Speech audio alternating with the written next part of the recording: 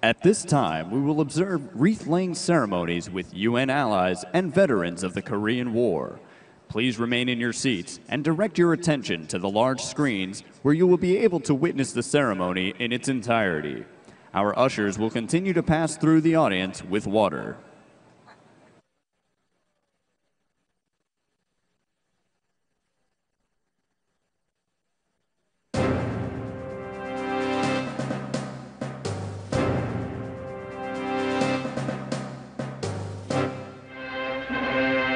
Korea was the first war that countries fought in under the auspices of the United Nations. Approximately 150,000 Allied service members fought alongside American and South Korean forces. The United Nations Security Council, Russia absent, quickly voted to order the aggressors to halt. When the UN order was ignored, the Council, again without Russia, asked member nations to supply military strength to repel the Red aggression. A United Nations army to fight side by side with the Republic of Korea against the communist invaders began to take shape. United States troops stationed in nearby Japan entered the conflict, and soon others joined them.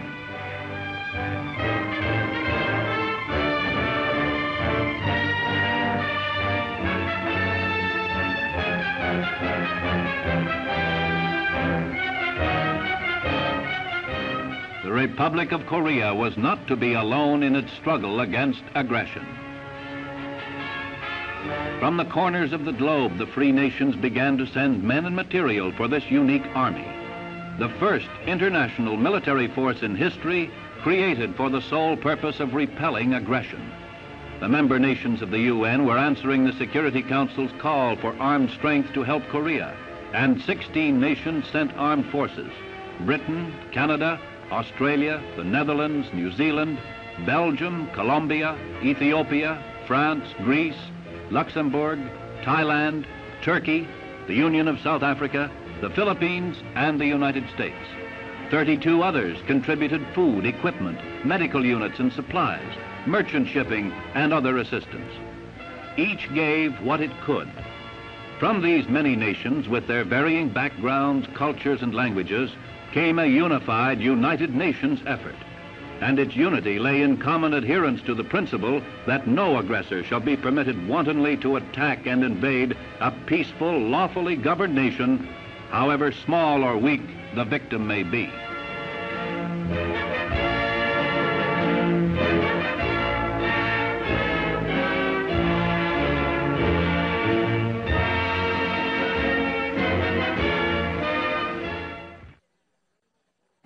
On June 25, 1950, when North Korea invaded the South, 20 nations joined the United States and the Republic of Korea under the United Nations flag. The first wreath presentations will be on behalf of our United Nations allies. Australia.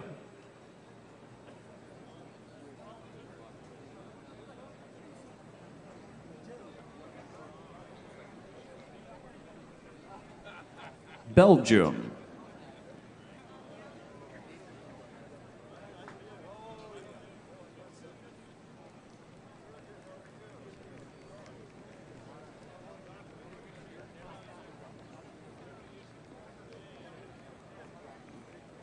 Canada.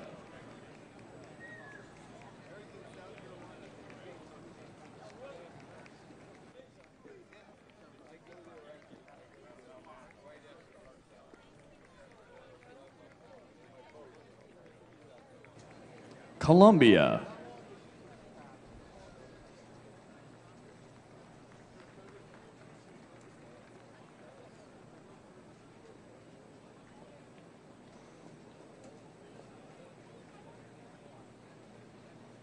Denmark.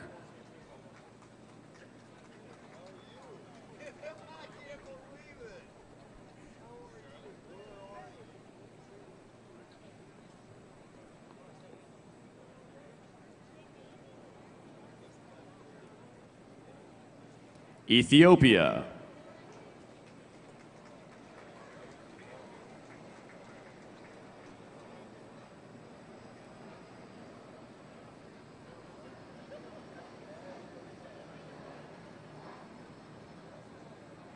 France,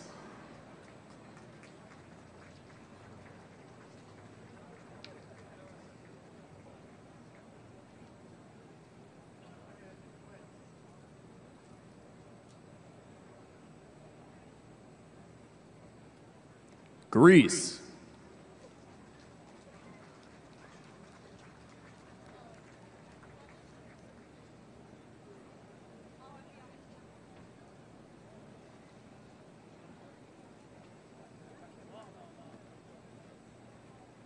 India,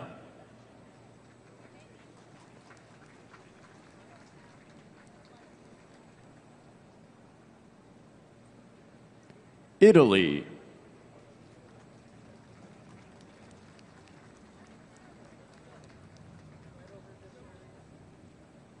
Luxembourg,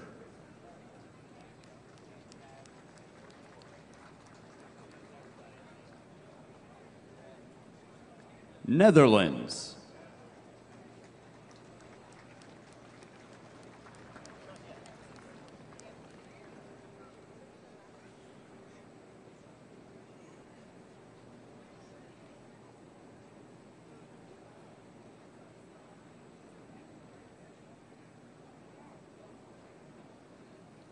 New Zealand,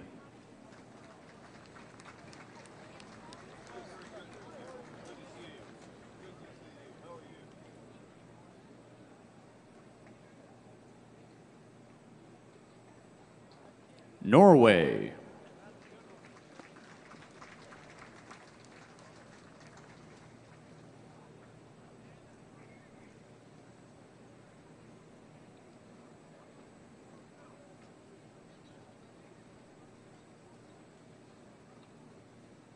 Philippines,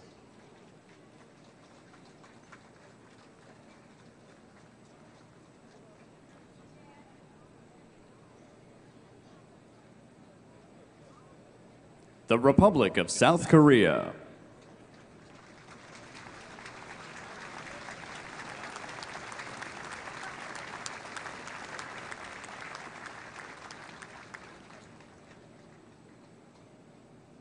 Sweden,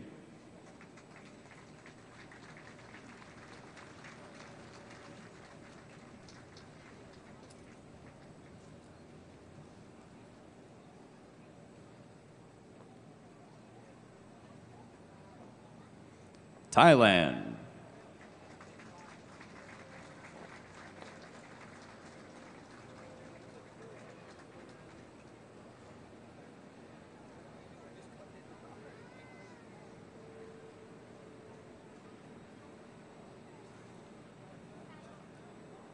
Turkey,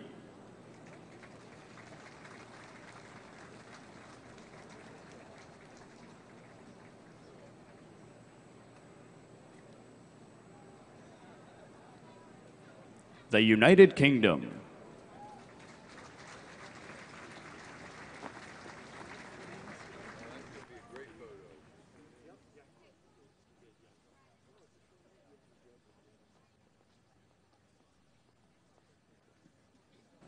and the United States of America.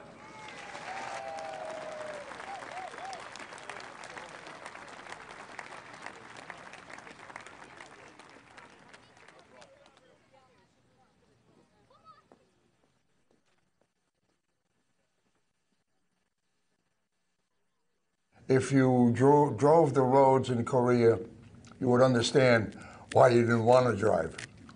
They were cut out of the sides of mountains, just barely enough room for 2 trucks to go by. The Koreans wanted the whole road. So most naturally, you played chicken with them. Because one side there was nothing, the other side was the mountain. So before I go to nothing, I'm going to take that part of the mountain.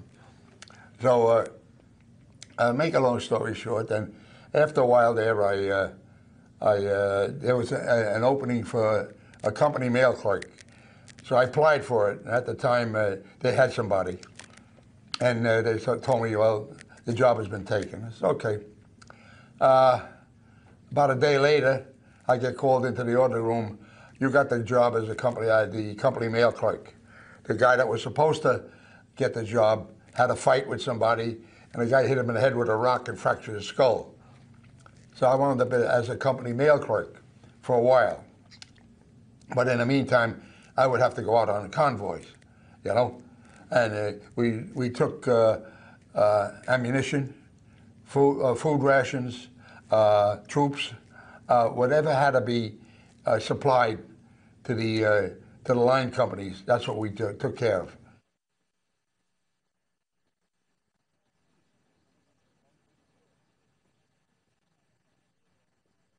Night ambush patrol. I didn't see anything, but it was interesting to say the least. I mean, didn't volunteer for that. I was, you're going. That was it. So we went on a night ambush patrol. We didn't make any contact. But we're right on no man's land. You were on one side of the hills. The people in front of you is the Chinese, and in between is no man's land. And you patrol that area. And we're there for about a week, and then they took us off by trucks. And I was a buck-ass private in the rear ranks, and they don't tell you very much.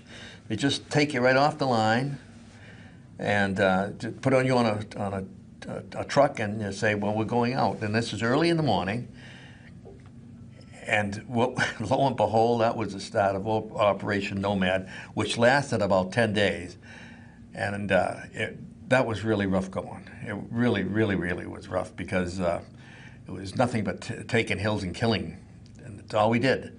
That first morning, I can still remember it just as vividly as it happened yesterday.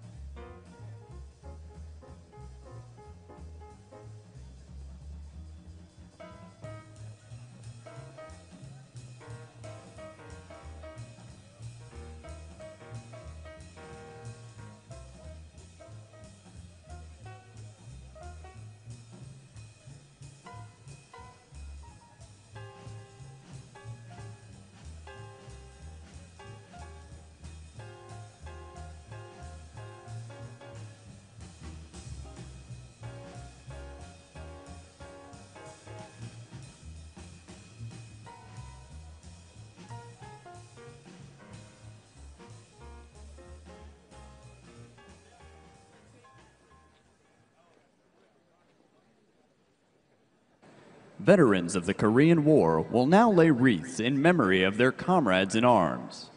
First is Congressman Charles Rangel on behalf of the United States Congress.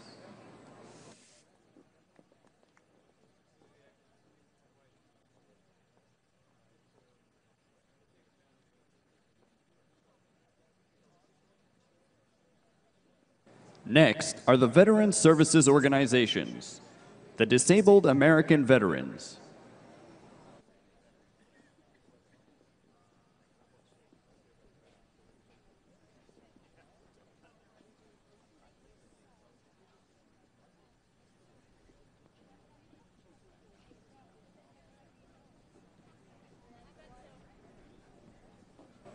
and Veterans of Foreign Wars.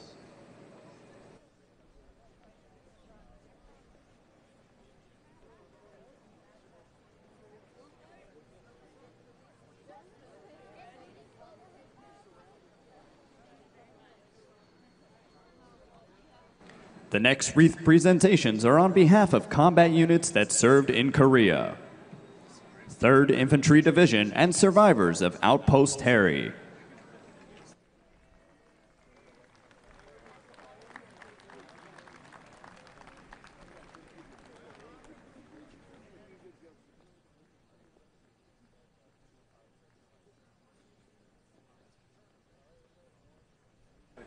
Second Airborne Ranger Company.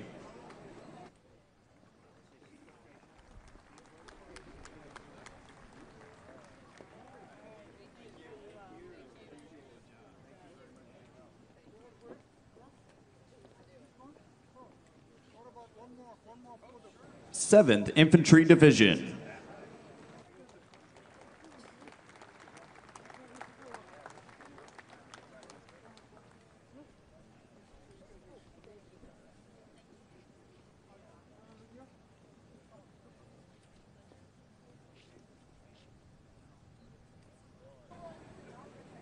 Twenty-fourth Infantry Regiment of the 25th Infantry Division.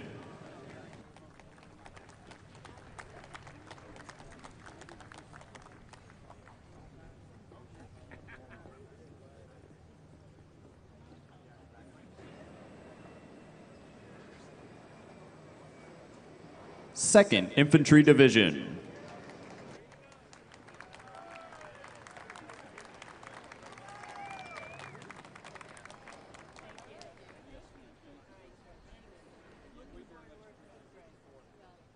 The 40th Infantry Division.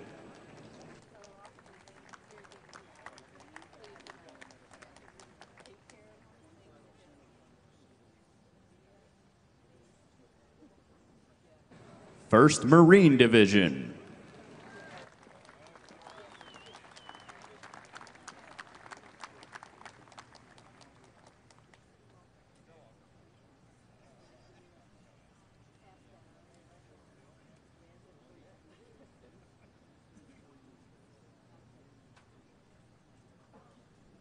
Chosen Few.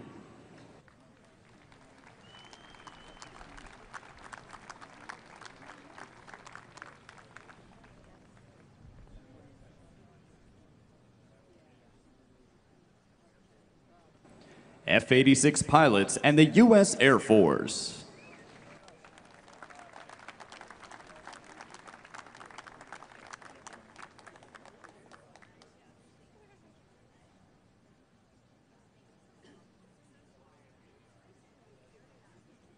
The U.S. Navy.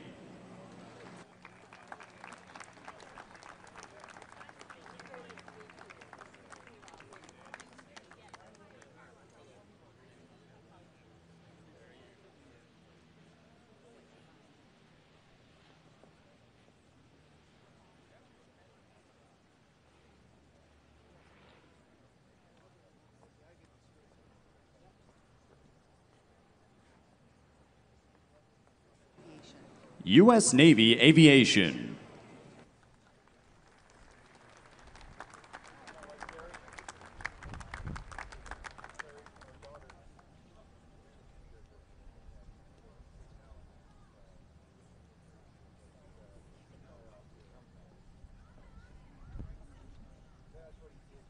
the Republic of Korea Korean War veterans.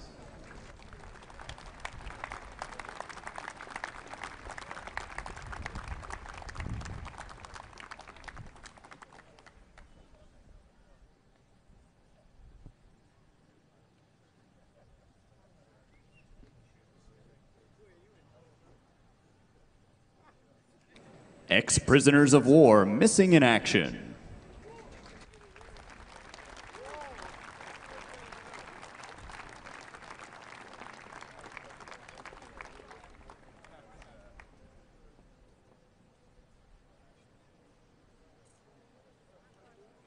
The Korean War Veterans Association.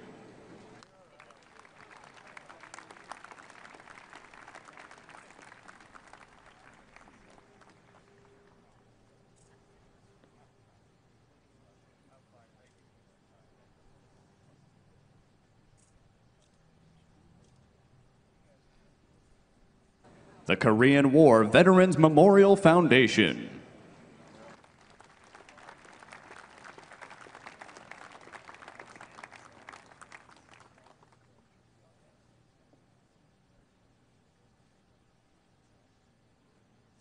And the American Legion.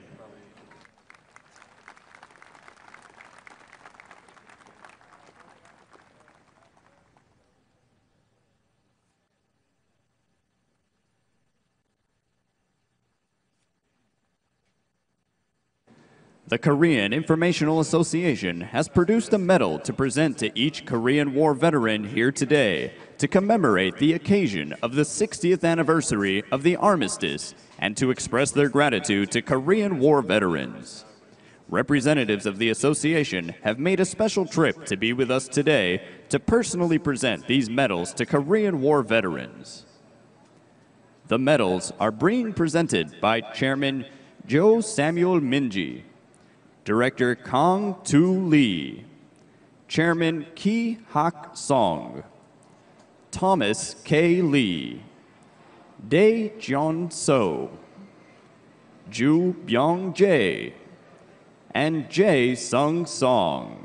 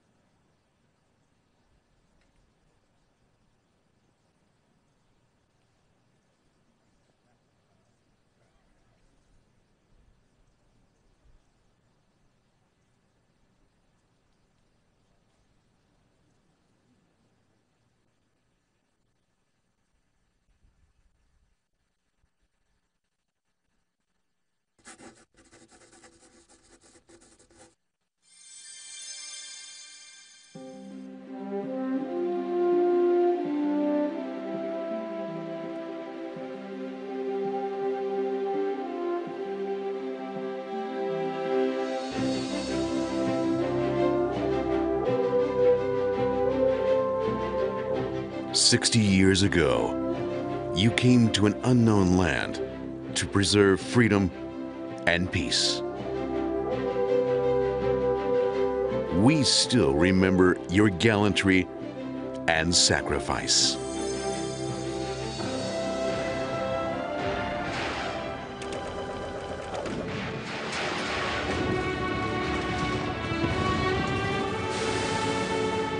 The unexpected war put everything into chaos, and we had to put our lives on the line to protect the future of our nation. Then, you gave a warm helping hand to us in times of hardship and despair. It's still vivid in my memory that you came to help us in the name of friendship. When our country's peace was at stake, you came running into danger that might separate you from your loved ones for good.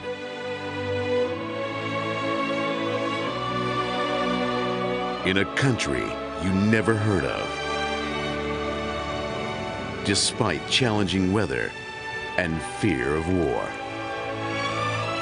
You devoted yourself to defend our freedom and the Republic of Korea.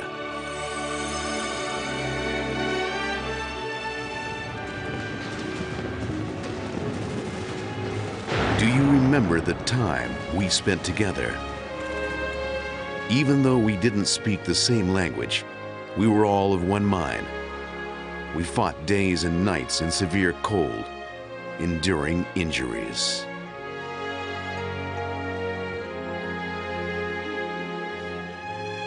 We shed tears for the death of our innocent fellow soldiers. Your valor and sacrifice served as a foundation for us to regain hope.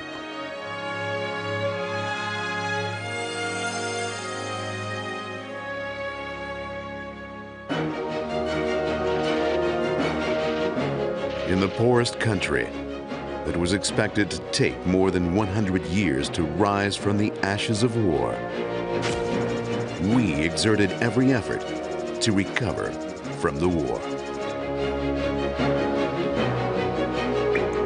With the sweat we shed, we began to make a history of a miracle amid the ruins of war.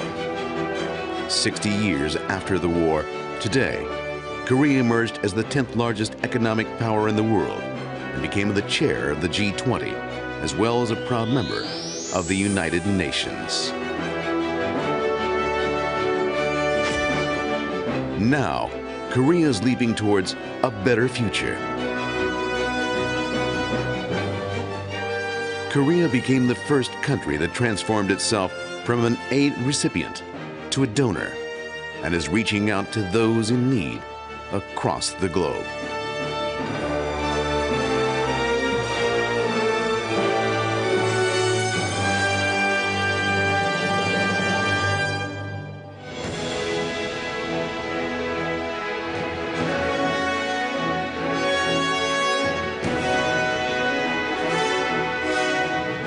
We will always remember your noble sacrifice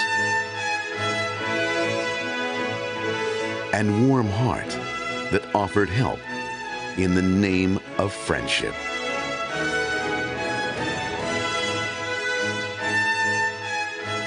My dearest friend, you will always be our hero.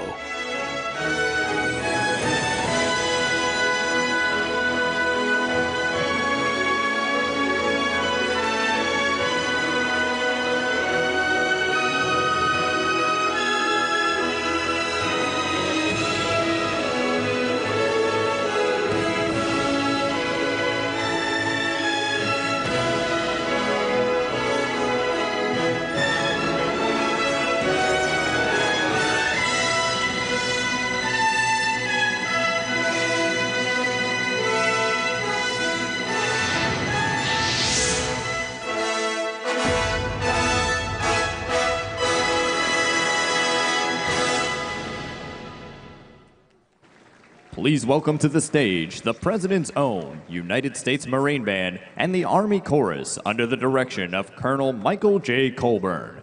They'll perform a series of patriotic selections during today's program.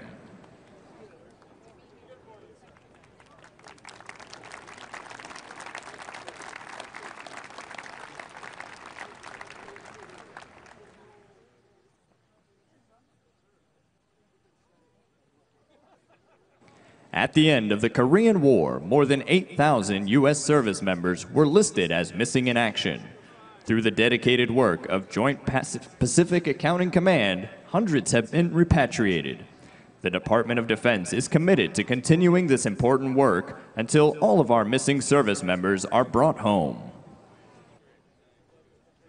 Our remembrance of the Korean War missing in action will be led by Mr. David Velasco, a Vietnam veteran whose brother Frank is among those still missing.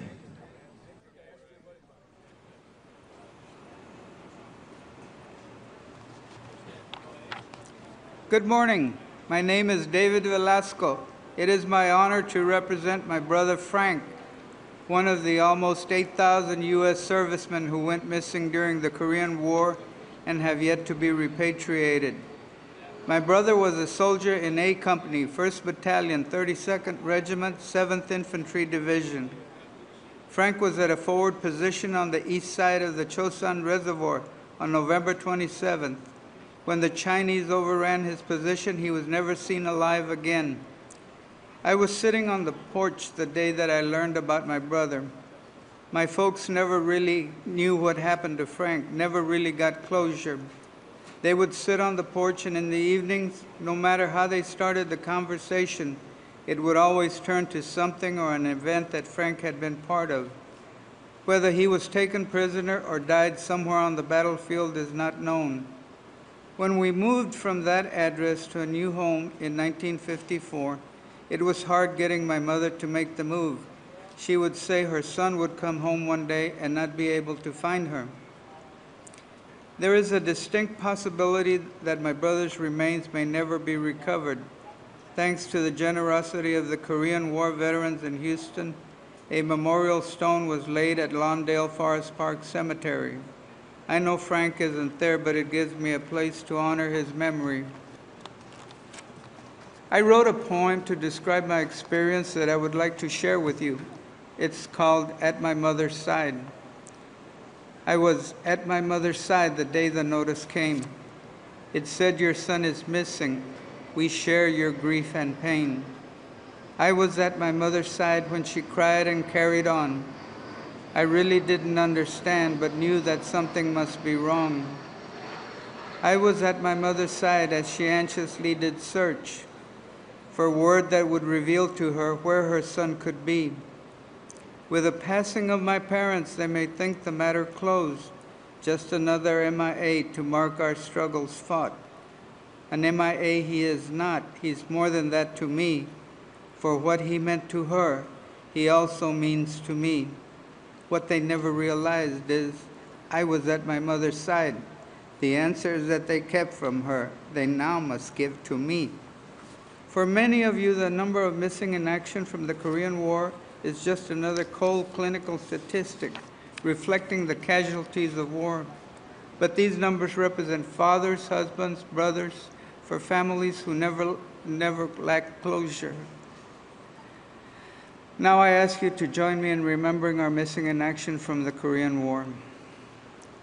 I call your attention to a small table which has been given a place of dignity and honor in this program. It was set for one, symbolizing the fact that our armed force personnel are missing from our ranks. They are unable to be with their loved ones and families today, so we join together to pay humble tribute to them and bear witness to their continued absence. The small table is covered with a white tablecloth, which symbolizes the purity of their intentions when they responded to their country's call to arms. The single rose in the vase signifies the blood they may have shed in sacrifice to ensure the freedom of our beloved United States.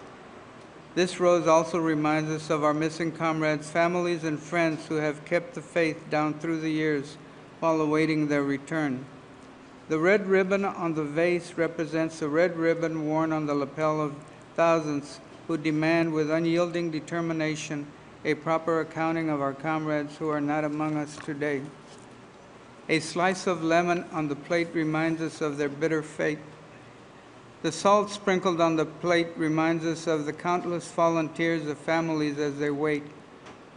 The glass is inverted. They cannot toast with us at this time. The chair is empty. They are not here. The candle is reminiscent of the light of hope which lives in our hearts to illuminate their way home so they can rest in eternal peace within the arms of a grateful nation. The American flag reminds us that many of them are unlikely to return and, like my brother Frank, have paid the supreme sacrifice to ensure our freedom. Let us as a nation remember and never forget their sacrifice. They gave their tomorrow for our today.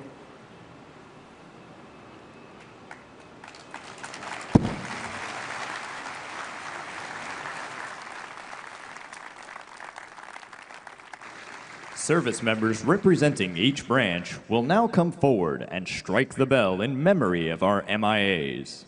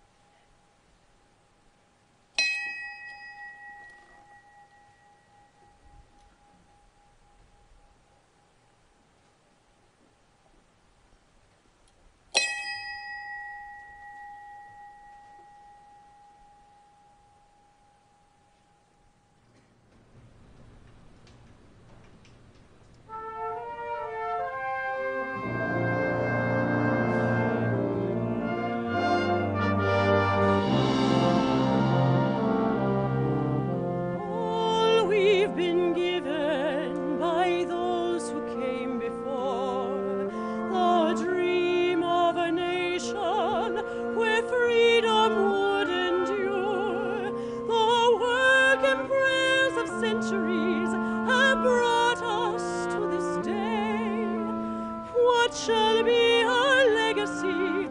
What will our children say? Let them say of me, I was one who believed in sharing the blessings I've received. Let me know in my heart when my days are through. America, America, I gave my best to you.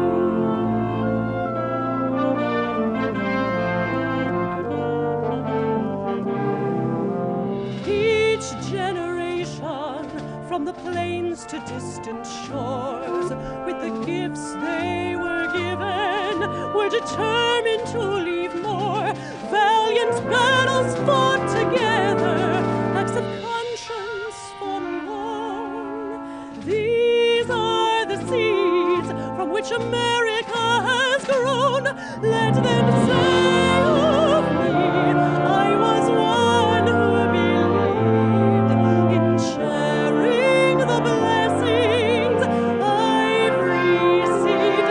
Let me know in my heart when my days are through. America, America, I gave my best to you.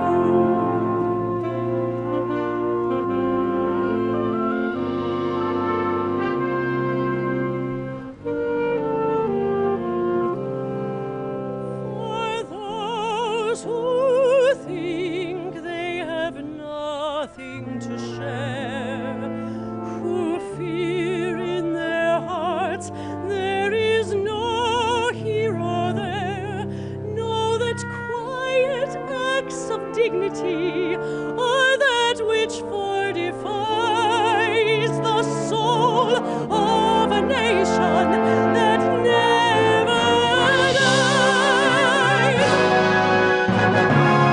Let them say of me, I was one who believed in sharing the blessings I've received. Let me know in my heart when my days are through. America, America, America, America, America,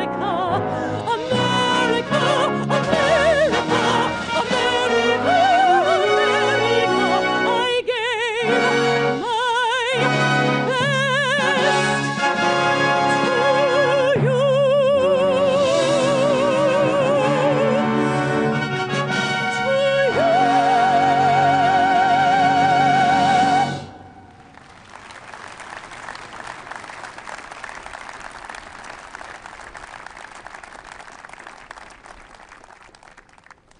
And now, please welcome Congressman Charles Rangel, a Korean War veteran and decorated soldier, who will offer his reflections on the Korean War.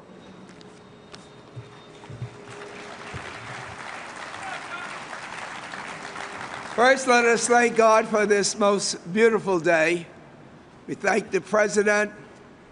We thank my dear friend, Secretary of Defense Hagel, who once served in the Congress and now is doing a great job for our country. I want to thank Congressman Kildee for being here, representing the United States Congress.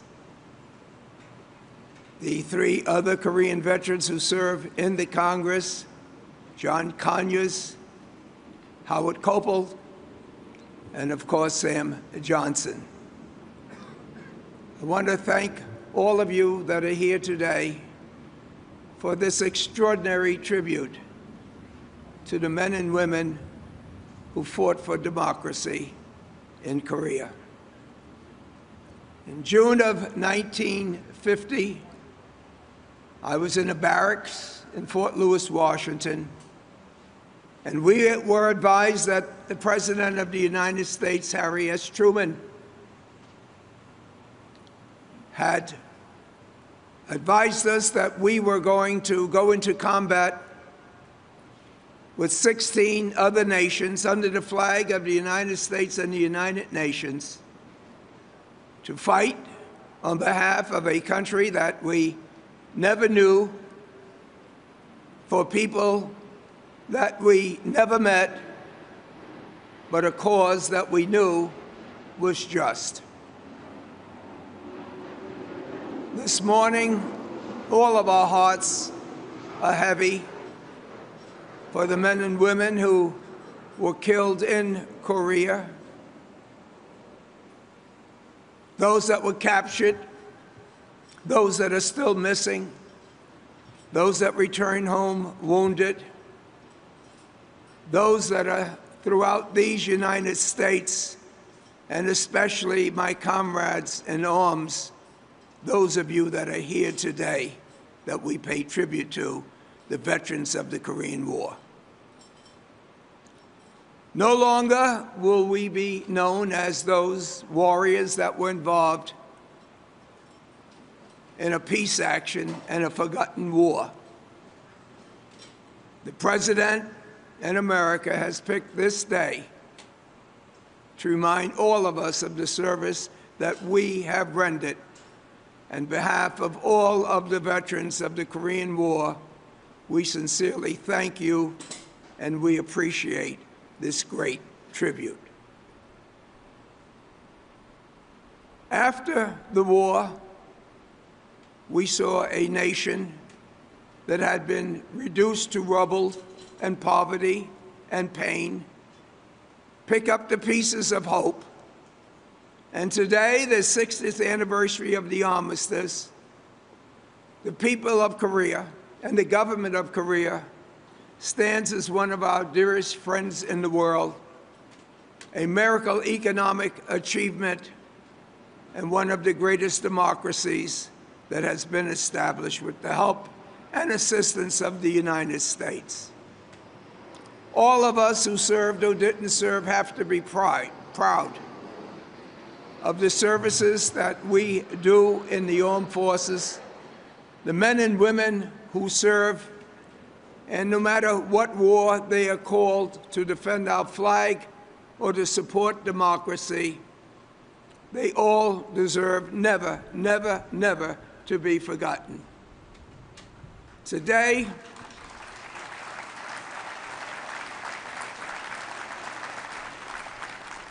we have veterans all over the world, in the United States, some in hospitals, others in nursing homes, that put their lives in harm's way in order to preserve democracy so that you and I and people can live in peace.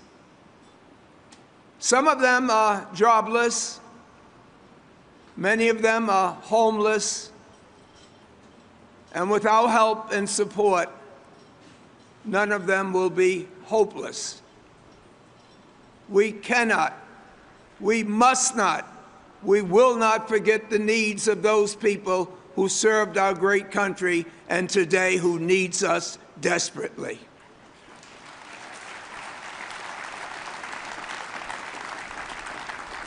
We thank the Korean people today and yesterday for remembering the service that we have given, and they have more than paid their gratitude not only to us, but in arising from a nation that needed help so badly, and we gave it, to a great nation that now gives help to other countries in poverty that need those resources.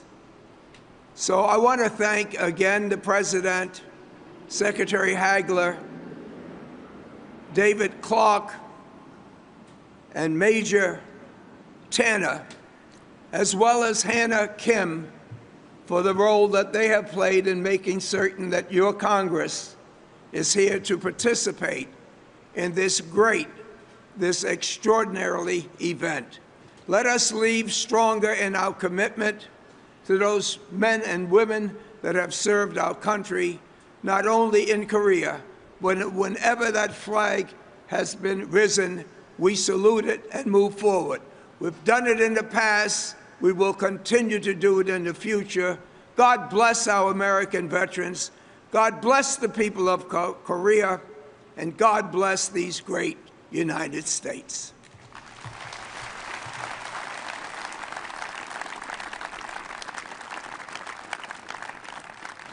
We will now have a special gift presentation from the Republic of Korea's Ministry of National Defense to the Department of Defense of the United States.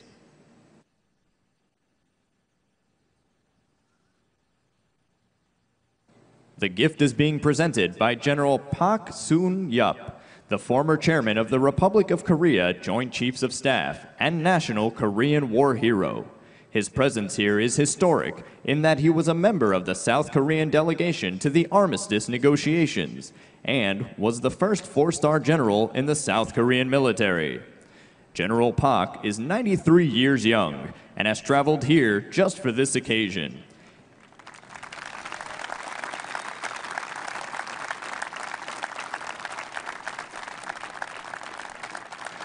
He will present a plaque depicting the life and culture of Korea that will be a part of the Korean War display in the Pentagon. General Walter L. Sharp, U.S. Army retired and honorary chairman of the DOD 60th anniversary of the Korean War Commemoration Committee, will accept.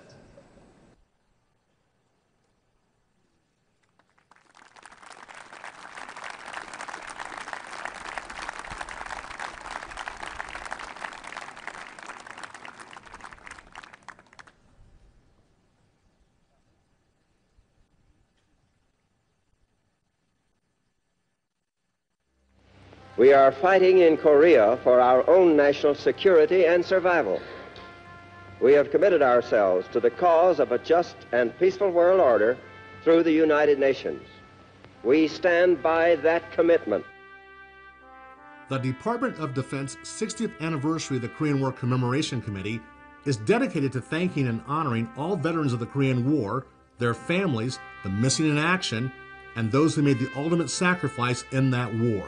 Since 2010, the committee has honored the service and sacrifice of thousands of Korean War veterans, commemorated the key events of the war, and educated Americans of all ages about the historical significance of the Korean War.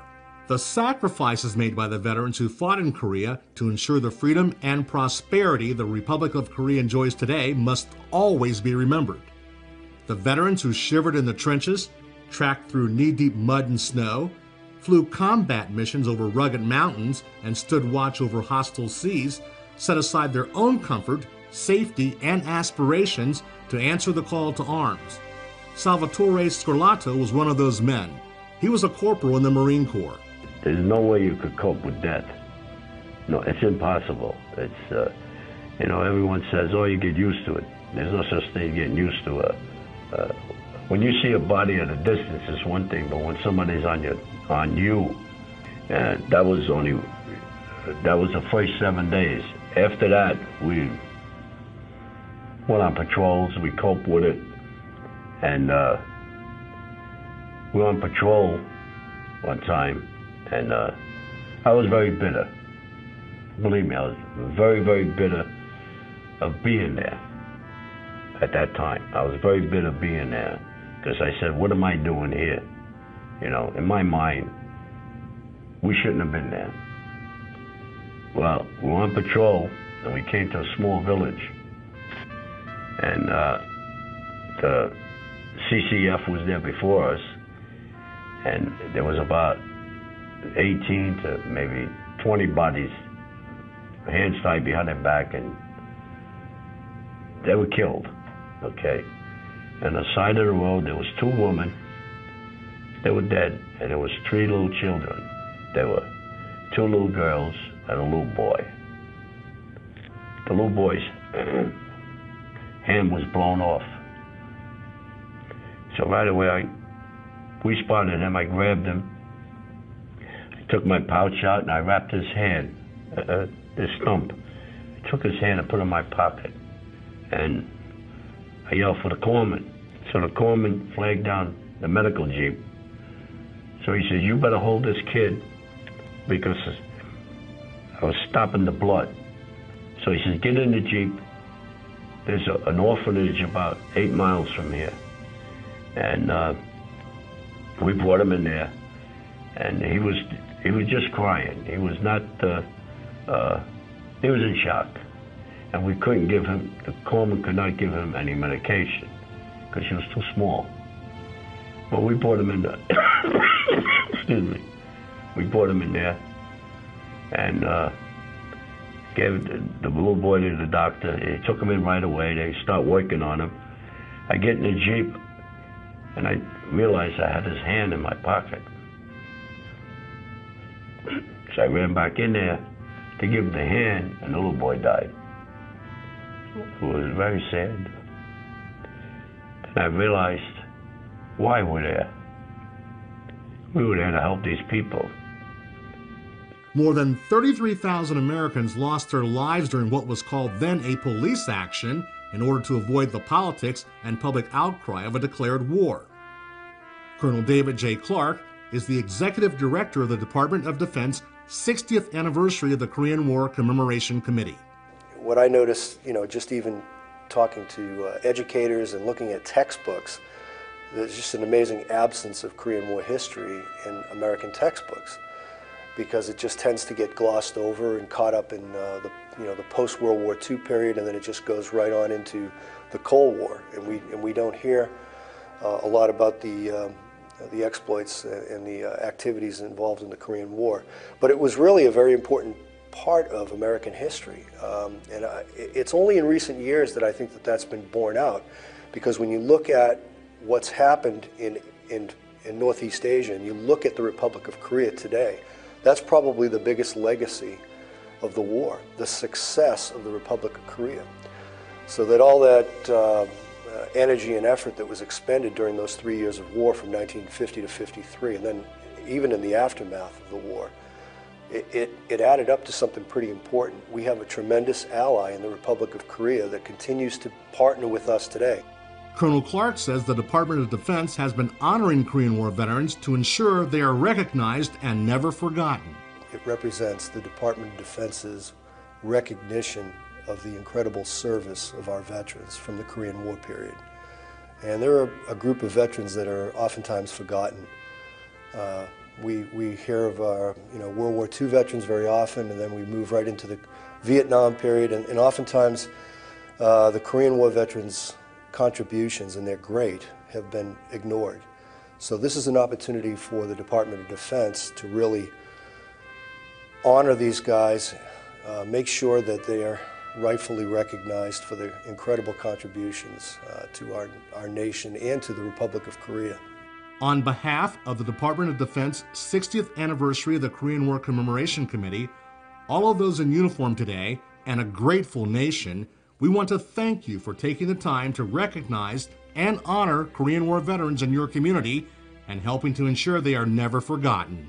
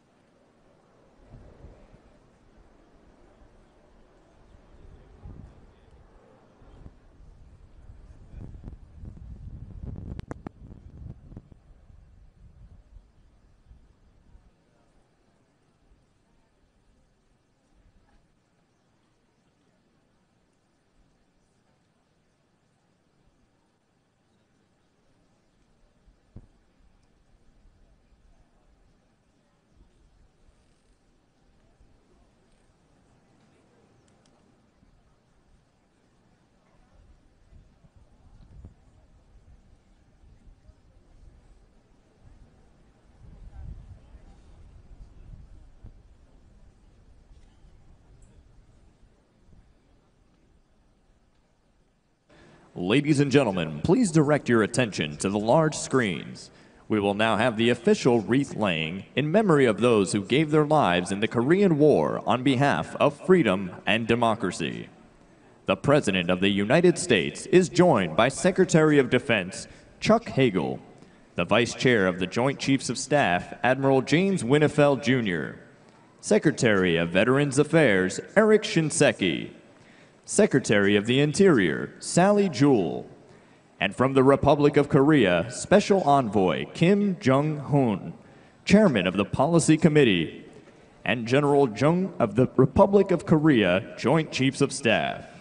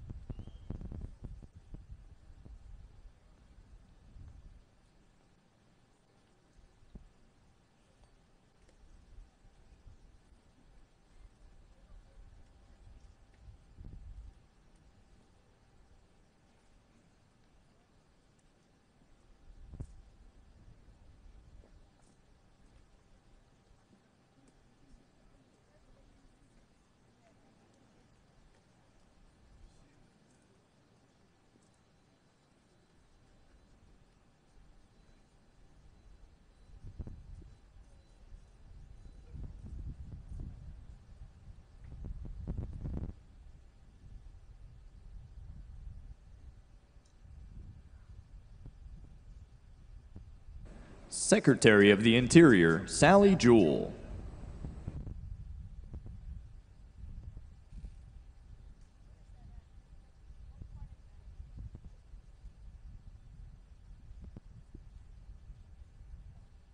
Secretary of Veterans Affairs, Eric Shinseki.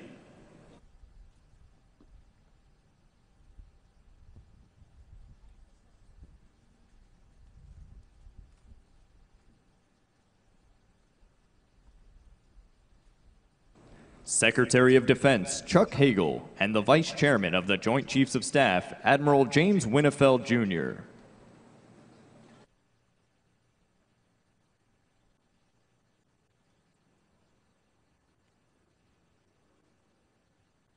Special Envoy Kim Jong-hoon, Chairman of the Policy Committee, and General John of the Republic of Korea Joint Chiefs of Staff.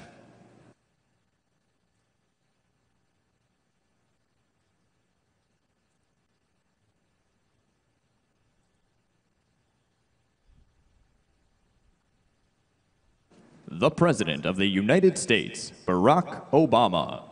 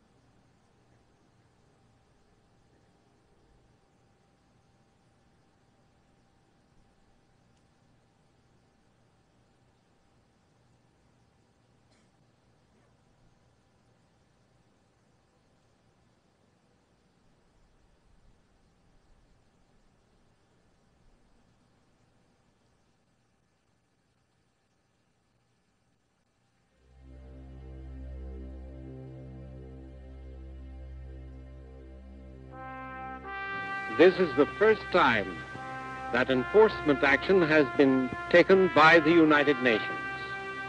This action recommends that the members of the United Nations furnish such assistance to the Republic of Korea as may be necessary to repel the armed attack and to restore international peace and security.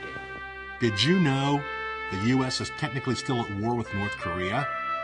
The United States and its allies signed an armistice on July 27, 1953, that brought formal hostilities to an end. Today, the Berlin Wall is falling. Communism in Europe is virtually a thing of the past. The Soviet Union is no more, and the specter of the Cold War no longer hangs over mankind. But there still is no peace treaty between the U.S. and North Korea. Did you know the military did not become fully integrated until the Korean War. Although minorities served in all of America's previous wars, they were consigned to segregated units. The Korean War ended that institutional practice. More than 600,000 African Americans and individuals of Puerto Rican descent served in the military during the Korean War, 1950 through 1953, and demonstrated that diversity was one of America's greatest strengths. Did you know the Korean War was the first time the newly formed U.S. Air Force acted as a separate military service, establishing air superiority in the skies over Korea? Jet fighter planes also ushered in a new era in combat for the Marines and the Navy. Together, these three services set the stage for new adventures in space exploration after the war. 11 former jet fighter pilots went on to become some of the first NASA astronauts, including Neil Armstrong, the first man on the moon. Did you know the Korean War was the first test of the fledgling United Nations? The United Nations was formed in the wake of World War II to provide a forum for nations to resolve their differences peacefully. When North Korea invaded South Korea, the United Nations voted to intervene to halt the aggressors with a multinational military force comprised of the United States, South Korea, and 20 other nations. Back then, no one knew if this experiment in world governance would succeed, but what we did know was that failure in Korea was not an option.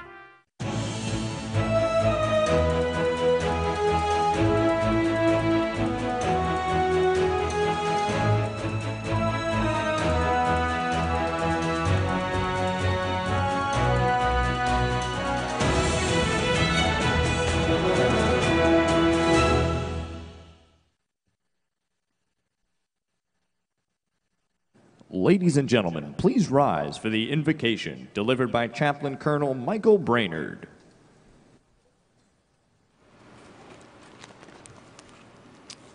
Let us pray. Almighty and eternal God, we give you thanks for our nation's freedom and for those individuals throughout our history who have lived and died for our independence.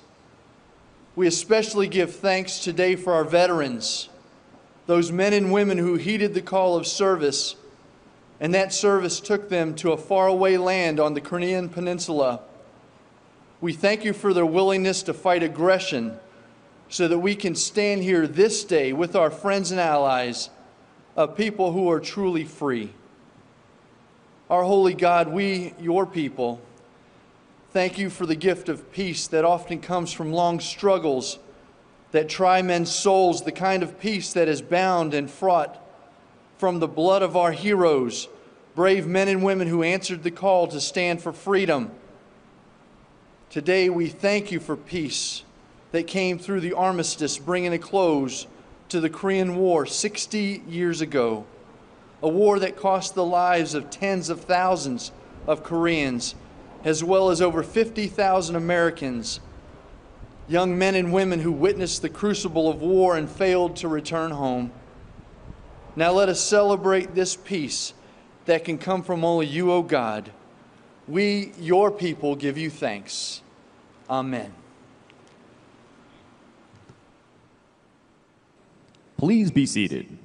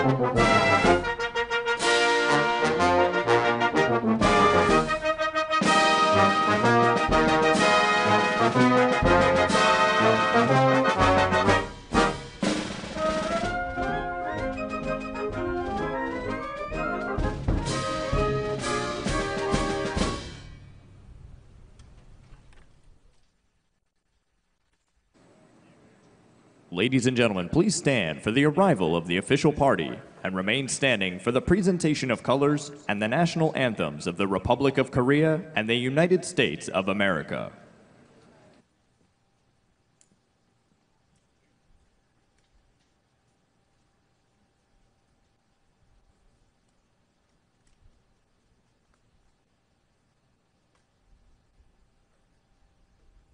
Vice Chairman of the Joint Chiefs of Staff, Admiral James Winnefeld, Jr. General Jong of the Republic of Korea Joint Chiefs of Staff. Secretary of the Interior, Sally Jewell. Secretary of Veterans Affairs, Eric Shinseki. Secretary of Defense, Chuck Hagel.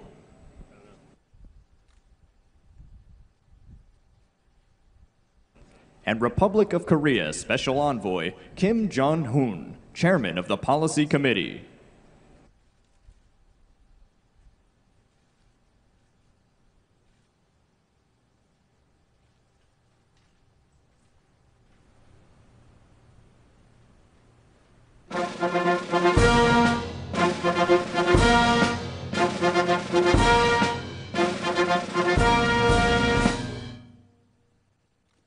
Ladies and gentlemen, the President of the United States.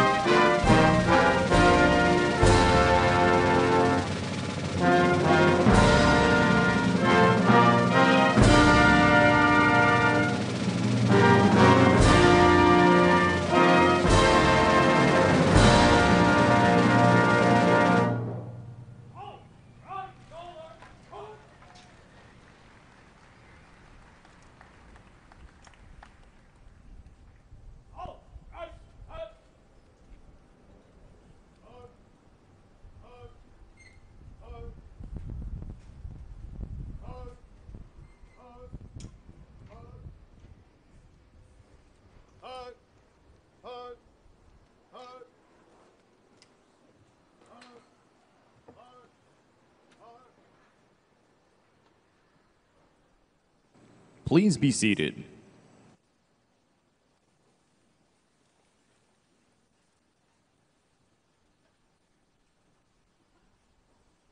Ladies and gentlemen, please welcome today's Master of Ceremonies, Colonel David J. Clark, Executive Director of the 60th Anniversary of the Korean War Commemoration Committee. Good morning, ladies and gentlemen. On behalf of the Secretary of Defense and the Department of Defense's 60th Anniversary of the Korean War Commemoration Committee, thank you for joining us today as we pay tribute to the heroes who gave us the forgotten victory and commemorate the 60th anniversary of the signing of the armistice, ending major hostilities on the Korean Peninsula. Please welcome Secretary of the Interior, Sally Jewell, to the podium.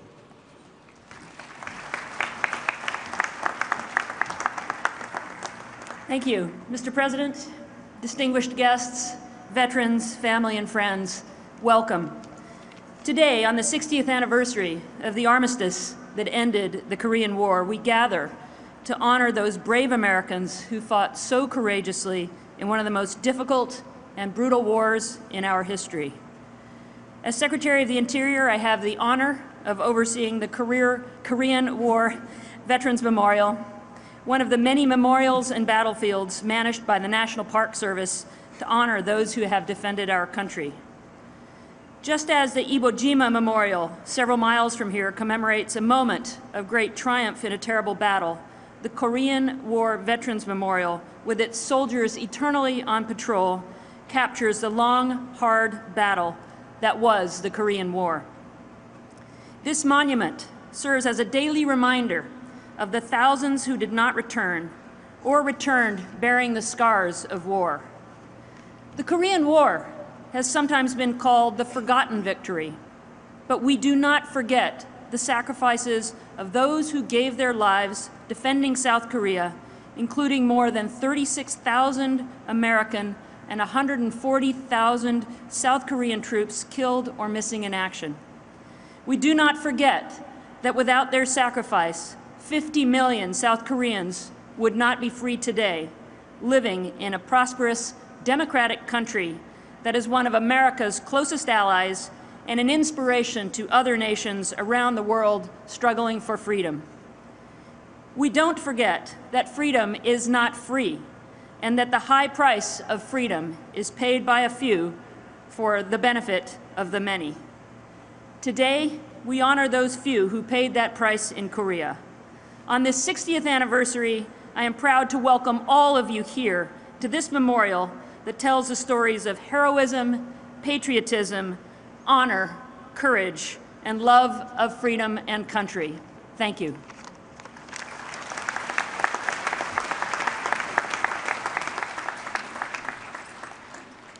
Thank you, Secretary Jewell. Now please welcome Secretary of Veterans Affairs, Eric Shinseki.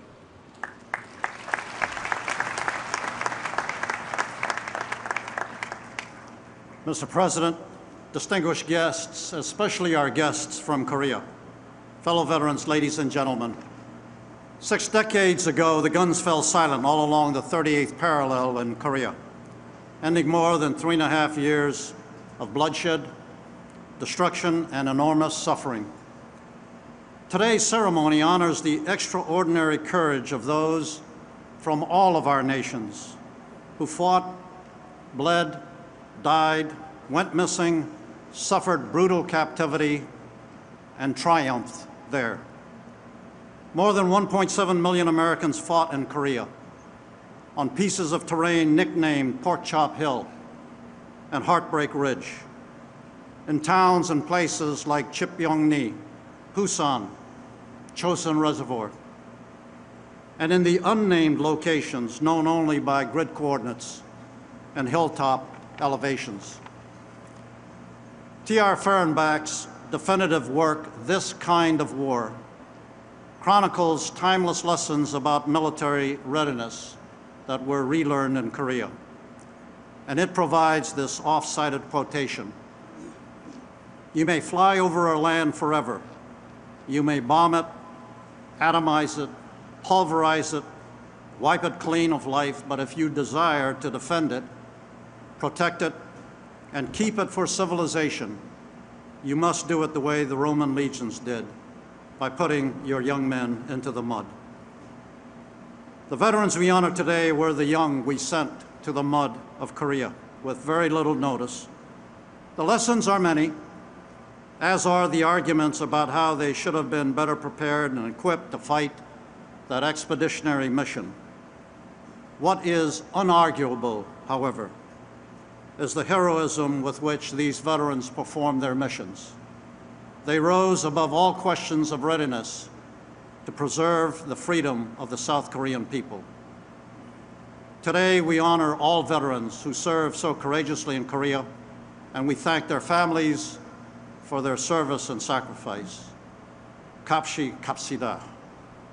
God bless our veterans, and may God continue to bless this wonderful country of ours.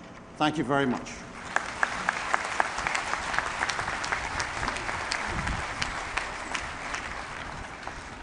Thank you, Secretary Shinseki. The President of the Republic of Korea has sent a special envoy to represent her today. The Honorable Mr. Kim Jong-hoon, who is Chairman of the Republic of Korea's National Policy Committee and a member of the National Assembly. Please join me in welcoming from the Republic of Korea, the Honorable Mr. Kim.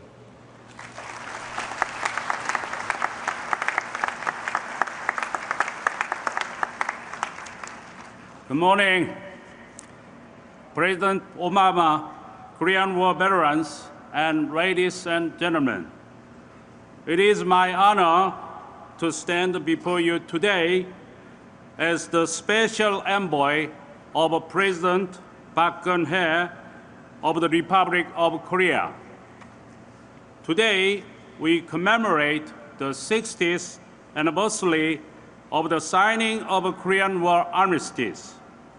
This armistice was not the result of mere negotiations at the table. It was signed after endless battles, countless sacrifices, and pain endured by our veterans and their bereaved families. On behalf of the government of the Republic of Korea and its people, I sincerely thank the veterans and their bereaved families. They shed their blood, sweat, and tears with no strings attached in a faraway foreign land, the Republic of Korea, to defend the freedom and peace. The freedom, peace, and prosperity we enjoy today are built on the prompt assistance we received from the U.S. and the noble sacrifice shown by the U.S.-led UN coalition 60 years ago. The Korean people will forget engrave the names and the sacrifices of the Korean War veterans deep in our memory with great affection and respect. Recently, the Korean government reiterated July 27th as a UN Veterans Day and designated it as an official observance day. Korea also plans to establish a foundation offering diverse programs to support veterans so that their sacrifice will not have been in vain, but be proud of what their service in Korea achieved.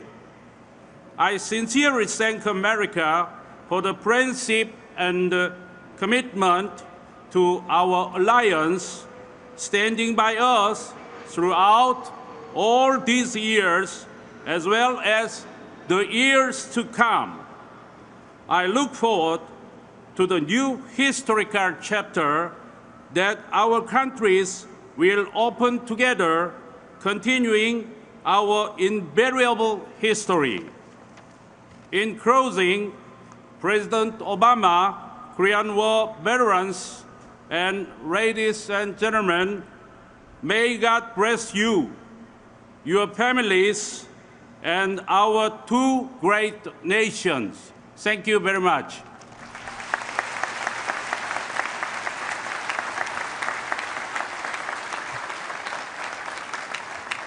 Thank you, sir.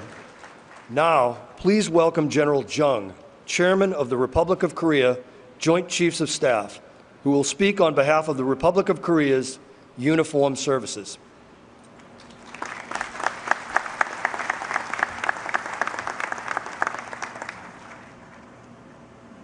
President Obama, Korean War veterans, distinguished guests, and ladies and gentlemen, on behalf of the Armed Forces of the Republic of Korea, I would like to convey my appreciation and respect for the sacrifice and devotion of Korean War veterans who have brought the 1,129 days of Korean War to a victory. I'm also deeply honored to participate and speak at this meaningful ceremony to commemorate the 60th anniversary of signing the armistice. Every time I visit Washington, D.C., I face the 19 steel-cast statues in Korean War Memorial and picture the heroes that set foot on Korea who faced unfamiliar terrain and unforgiving combat environment and who led the war to victory. I'm humbled when I imagine how these men and women fought and died in defense of freedom and democracy, wading through the trenches filled with knee-deep muddy water and marching through the bitter cold that seared into their bones. As a soldier who has donned this uniform for over 40 years, I once again bow my head in respect to the veteran heroes that fought for a country that they never knew, allowing the Republic of Korea to exist today. I'm confident that the Korean War veteran heroes here today and the citizens of the United States will be proud that their efforts have never been in vain when they see the thriving and prosperous nation that Korea has become today. Ladies and gentlemen, the armistice agreed signed 60 years ago has deterred the war for past 6 decades and maintained peace on the Korean Peninsula ever since. This was possible only because it was with the aspiration of the American people for peace and prosperity of the Republic of Korea. Today, Korea is also commemorating the 60th anniversary of Armistice Agreement on a national scale under the following slogan: 60 years that we have defended together, and the next 60 years that we will go together. At its 60th year, the ROK and U.S. alliance has transcended generations and extends globally to realize its values through partnership in various missions. Moreover, even at this very hour, 20,500 members of the United States forces in Korea are devoting themselves to peace and stability of the Korean Peninsula under the support of the citizens of both our nations. I would like to take this opportunity to express my heartfelt gratitude to the USFK service members and their families. Our ceremony today provides a welcome opportunity to remember the sacrifice and devotion of our veterans. I am certain that it will serve as a foundation for this great alliance to develop ever stronger into the future. May God bless all the Korean War veterans and all who have joined us here today. May he also bless the United States of America and her alliance with the Republic of Korea. Thank you very much. We go together.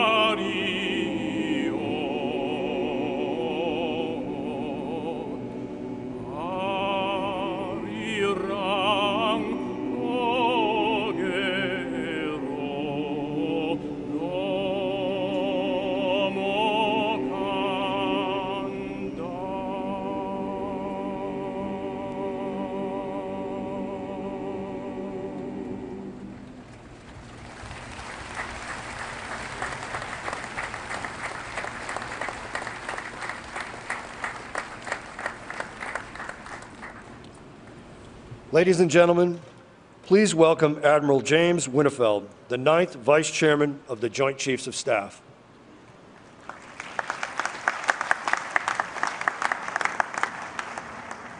Mr. President, veterans of the Korean War, distinguished guests, ladies and gentlemen, good morning.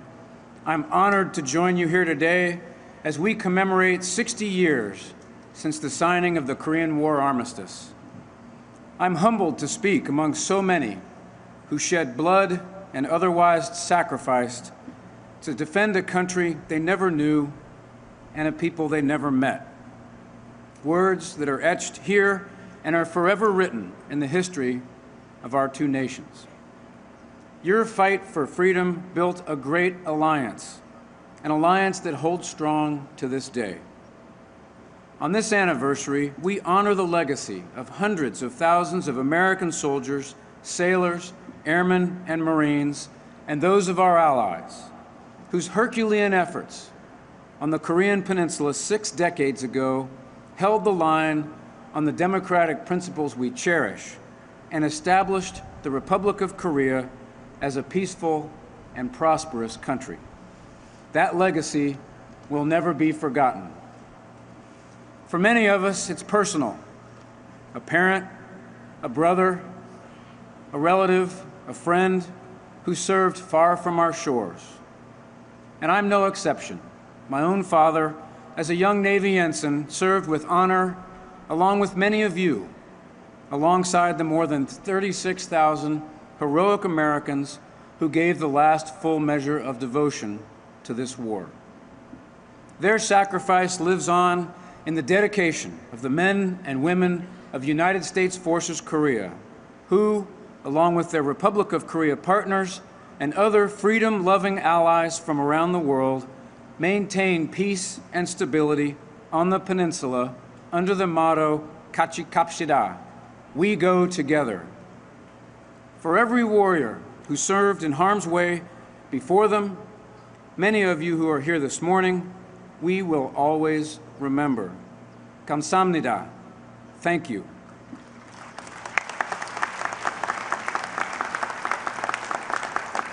And now I have the very great privilege of introducing our Secretary of Defense, a veteran himself and a patriot and dedicated public servant, he is a tireless advocate for our service members, our military families, and our veterans.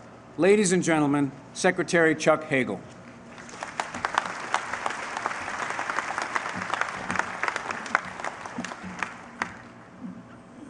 Thank you, Admiral Winnefeld, and thank you for your service. And of all of our men and women in uniform and their families here today, thank you for your service. Mr. President and distinguished guests, I want to add a special welcome and acknowledgement to our Korean War veterans who helped bring peace and security to the peninsula before and after the war, and to their families. Thank you all for your service and your great sacrifice. Korean War veterans stepped forward at a defining time in our history, when we were beginning to understand, as Franklin Roosevelt said in his fourth inaugural address, that we cannot live alone at peace, that our own well-being is dependent upon the well-being of other nations far away. That reality was brought home when communist armies crossed the 38th parallel in 1950. As President Eisenhower later put it, we must, and we did. We met this aggression not with pathetic words of protest, but with deeds of decisive purpose. America's armed forces liberated millions of people from tyranny. We stood with our fellow citizens of the world, even though they lived on the other side of the world. And we did it not alone. We forged a lasting partnership with the Republic of Korea, one that has endured for more than 6 decades because of our shared values and shared sacrifice. And we built trust with allies in Europe, Asia, and Africa. Together, we acted out a belief that peace and security among nations must depend upon the rule of law, not the rule of force. 22 countries contributed military or humanitarian aid under the banner of the United Nations during the Korean War. Their names are rightly inscribed here at this memorial, for they showed the world that different peoples and different nations can accomplish many, many good things for the world when we work together. The Korean War teaches us an important lesson, that alliances and international institutions are extensions of our influence, not constraints on our power. And they are critical to our long-term vision of peace and stability, especially in the Asia-Pacific. In remembering the end of the Korean War, we also commemorate the beginning of a new era in the history of the region, a period of unprecedented growth, security, and prosperity made possible by America's leadership and partnership with our allies. To sustain the security and prosperity in the 21st century, the United States is strengthening its economic, diplomatic, cultural, and security ties with countries throughout Asia. The Department of Defense has an important role to play in this process, building on the tremendous legacy of service and sacrifice that we celebrate today. We remain committed to helping ensure peace and stability on the Korean Peninsula. More than 28,000 American soldiers, sailors, airmen, and Marines serve in Korea today. And just as veterans of the Korean War held the line from Busan to Panmunjom, so too do these current-day defenders stand ready to help guard freedom and to promote peace and prosperity on the Korean Peninsula and throughout East Asia. As we thank and honor Korean veterans today, ladies and gentlemen, I am honored to present to you America's Commander-in-Chief, a man deeply committed to keeping faith with our veterans and their service members and their families and the security of our country and the strength of our alliances and partnerships. Ladies and gentlemen, please help me welcome the President of the United States, Barack Obama.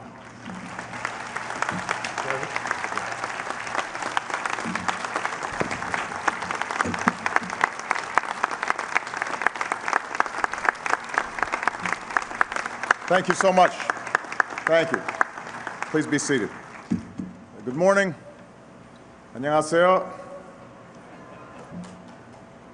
Secretaries Hagel, Jewell, and Shinseki, Admiral Winnefeld, General Chung, all our friends from the Republic of Korea, including the legendary General Paek Son-yup, distinguished guests, and most of all, veterans of the Korean War and your families.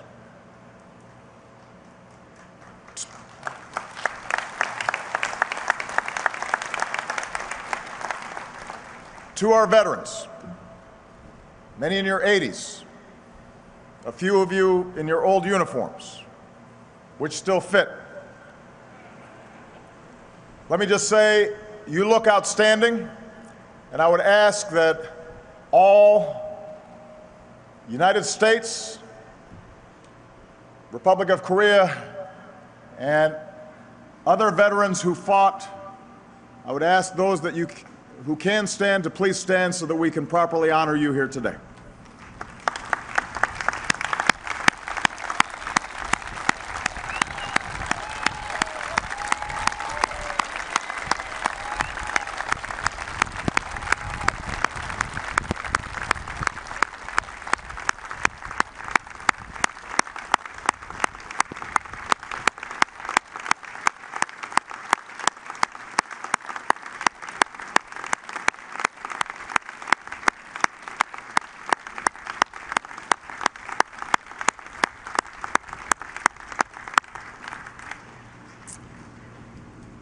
July 27th, 1953, 60 years ago today, in the village of Panmunjom, in a barren room, the generals picked up their pens and signed their names to the agreement spread before them. That night, as the armistice took hold, the guns of war thundered no more. Along the jagged front, men emerged from their muddy trenches. A Marine raised his bugle and played taps, and a soldier spoke for millions when he said, "Thank God it is over." In the days that followed, both sides pulled back, leaving a demilitarized zone between them. Soldiers emptied their sandbags and tore down their bunkers. Our POWs emerged from the camps. Our troops boarded ships and steamed back across the ocean. In describing the moment he passed under the Golden Gate Bridge, one of those soldiers wrote, "We suddenly knew we had survived the war and we were home." Yet ask these veterans here today, and many will tell you, compared to other wars, theirs was a different kind of homecoming. Unlike the Second World War, Korea did not galvanize our country. These veterans did not return to parades. Unlike Vietnam, Korea did not tear at our country. These veterans did not return to protest. Among many Americans tired of war, there was, it seemed, a desire to forget, to move on. As one of these veterans recalls, we just came home and took off our uniforms and went to work. That was about it. You, our veterans of Korea, deserve better. And down the decades, our nation has worked to right that wrong, including here, with this eternal memorial, where the measure of your sacrifice is enshrined for all time. Because here in America, no war should ever be forgotten, and no veteran should ever be overlooked. And after the armistice, a reporter wrote, "When men talk in some distant time with faint remembrance of the Korean War, the shining deeds will live." The shining deeds will live. On this 60th anniversary, perhaps the highest tribute we can offer our veterans of Korea is to do what should have been done the day you come home. In our hurried lives, let us pause. Let us listen. Let these veterans carry us back to the days of their youth, and let us be awed by their shining deeds. Listen closely and hear the story of a generation. Veterans of World War II recalled to duty. Husbands kissing their wives goodbye yet again. Young men, some just boys, 18, 19, 20 years old, leaving behind everyone they loved to defend a country they never knew and a people they never met. Let's never forget all the daughters who left home, especially our heroic nurses who saved so many. Our women in Korea also served with honor. They also gave their lives.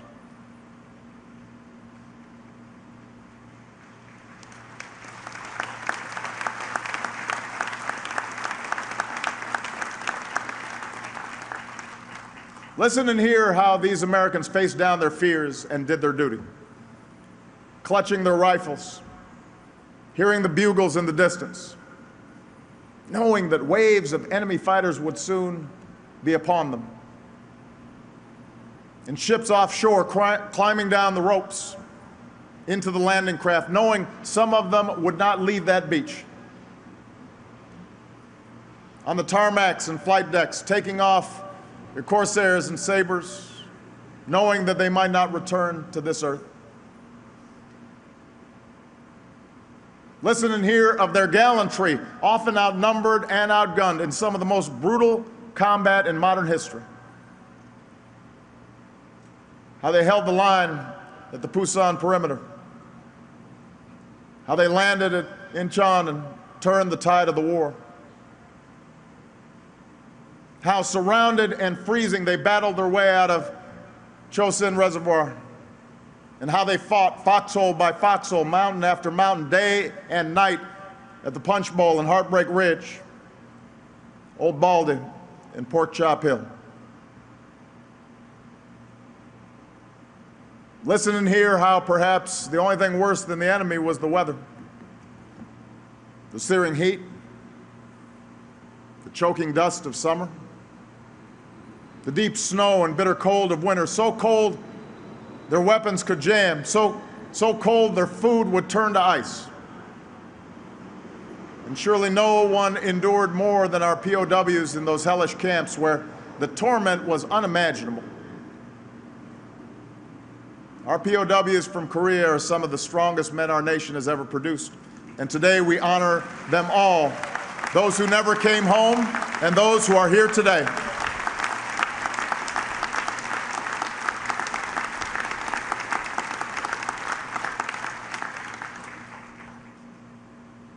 Listen to these veterans, and you'll also hear of the resilience of the human spirit. There was compassion, starving prisoners who shared their food. There was love, men who charged machine guns and reached for grenades so their brothers might live. There was the dark humor of war, as when someone misunderstood the code name for mortar rounds, Tootsie Rolls, and then shipped our troops thousands of Tootsie Rolls, candies. And there was hope, as told in a letter home written by a soldier in the 7th Cavalry. Marching through the snow and ice, something caught his eye. A young lieutenant up ahead, and from the muzzle of his rifle hung a pair of tiny baby booties, swinging silently in the wind like tiny bells. They were sent by the lieutenant's wife, pregnant with their first child. And she promised to send ribbons, blue if a boy, pink if a girl. But as the war ground on, those soldiers were scattered, until one day on a Korean road, he spotted the lieutenant again. Swinging gaily in the first rays of the morning sun, the soldier wrote, were those booties. and fluttering below them was the brightest, bluest piece of ribbon I have ever seen. 6 decades on, these moments may seem like faint remembrances of a distant time. But for you, our Korean veterans and your families, I know it must feel sometimes just like yesterday. And on days such as this, you're back there once more. For Korea was the fire that helped to forge you. And as we listen to the story of your service, I say let us also learn, because your lives hold lessons for us today. Korea taught us the perils when we failed to prepare. After the Second World War, a rapid drawdown left our troops under-equipped, so that in the early days of Korea, their rockets literally bounced off enemy tanks. Today, as we end a decade of war and reorient our forces for the future, as we make hard choices at home, our allies and adversaries must know the United States of America will maintain the strongest military the world has ever known, bar none, always. That is what we do.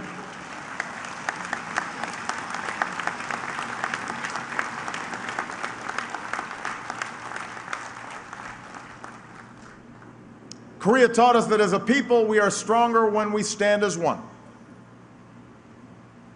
On President Truman's orders, our troops served together in integrated units.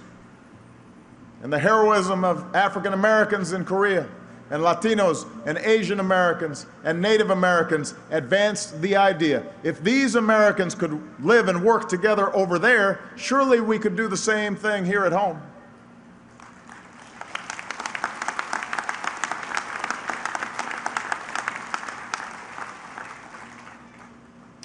Change came slowly, and we continue our long journey towards a more perfect union. But for the great strides we have made toward the ideals of equality and opportunity, we must give thanks to our Korean War veterans who helped point the way. Korea reminds us that when we send our troops into battle, they deserve the support and gratitude of the American people, especially when they come home. Today, let us remember that right now, our sons and daughters continue to risk their lives, give their lives in Afghanistan. And as this war ends and we welcome them home, we will make it our mission to give them the respect and the care and the opportunities that they have earned.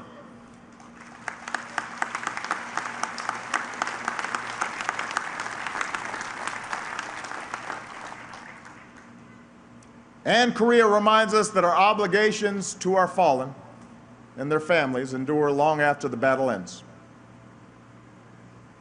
To this day, 7,910 Americans are still missing from the Korean War. And we will not stop working until we give these families a full accounting of their loved ones.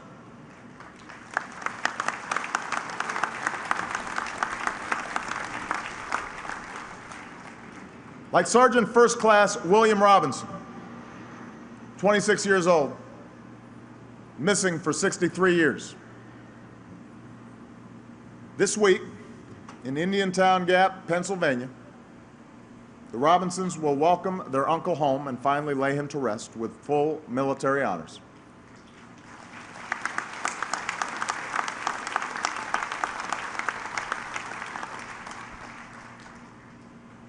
Freedom is not free, and in Korea, no one paid a heavier price than those who gave all. 36,574 American patriots, and among our allies, more than 1 million of our South Korean friends, soldiers and civilians.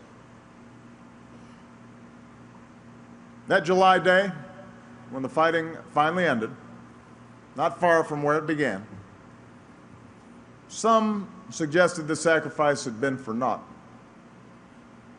They summed it up with a phrase, die for a time. It took many decades for this memorial to gain its rightful place on this great mall where we tell our American story. It has perhaps taken even longer to see clearly and understand fully the true legacy of your service. But here, today, we can say with confidence, that war was no tie. Korea was a victory. When 50 million South Koreans live in freedom, a vibrant democracy, one of the world's most dynamic economies, in stark contrast to the repression and poverty of the North, that is a victory, and that is your legacy.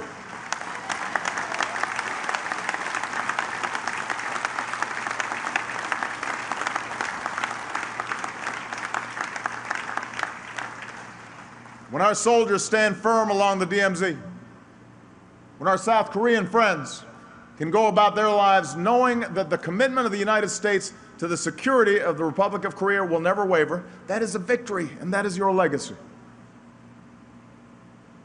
When our allies across the Asia-Pacific know, as we have proven in Korea for 60 straight years, that the United States will remain a force for peace and security and prosperity, that's a victory. That's your legacy. And for generations to come, when history recalls how free nations banded together in a long Cold War and how we won that war, let it be said that Korea was the first battle where freedom held its ground and free peoples refused to yield. That too is your victory, your legacy. Most of all, your legacy burns brightest right here, in a grateful nation that reveres you, in the loving families that cherish you, like that young soldier with those baby booties swinging from his rifle. Ever since the war, the story of that soldier has been passed among our Korean War vets. Some of you may have heard it before. And many may have wondered, what became of that soldier? Today, 6 decades later, we now know because we found him. His was Richard Schenck from St. Louis, Missouri. For his valor in Korea, he earned the Silver Star. Yes, Dick survived the war. He returned home. He held his baby boy in his arms. He was able to be a father to his son. But this story doesn't end there, because like so many of you, Dick continued to serve in uniform. His son grew into a man, got married, had children of his own. Those children are now adults themselves, scattered across the country. And like so many American families, they still speak with pride of their grandfather's service in Korea. Today, Dick Schenck lives in Gainesville, Florida, and I believe he's watching us this morning. He's 84 years old, recovering from a recent fall while roller skating.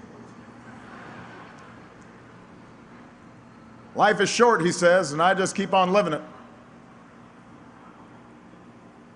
And one of the ways he keeps living it is by meeting up every year with his buddies from Korea and recalling the time they shared together in that fight, which ended 60 years ago today. Veterans of the Korean War,